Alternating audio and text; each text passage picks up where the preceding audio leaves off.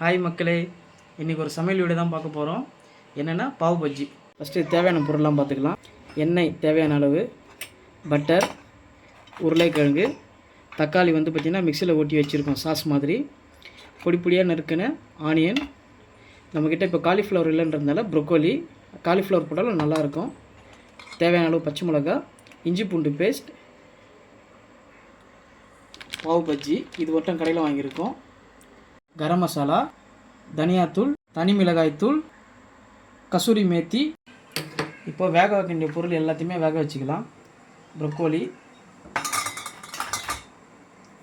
உருளைக்கிழங்கு. தண்ணி ஊற்றிக்கலாம் தேவையான அளவு. தேவையான அளவு எண்ணெய் ஊற்றிக்கலாம்.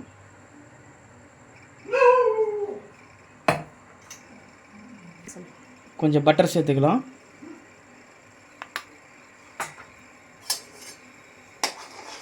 பட்டர் உருகிச்சு, வெங்காயம் போட்டுக்கலாம். இங்கிருச்சு, இப்போ பச்சை மிளகாய் சேர்த்துக்கலாம்.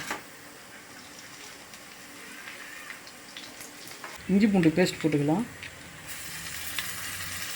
டொமேட்டோ பியூரி சேர்த்துக்கலாம்.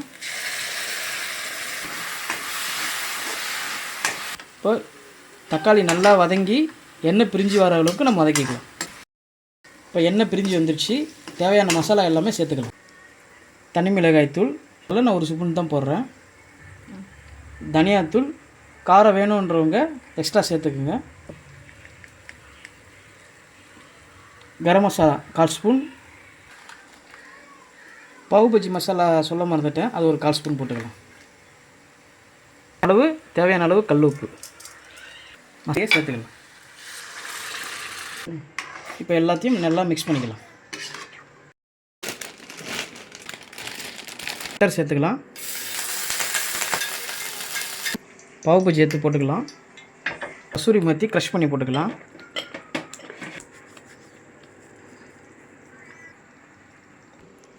இப்போது மசாலா சேர்த்துக்கலாம். பாவ் பஜ்ஜியை இப்போ எடுத்துக்கலாம். மசாலா சேர்த்துக்கலாம்.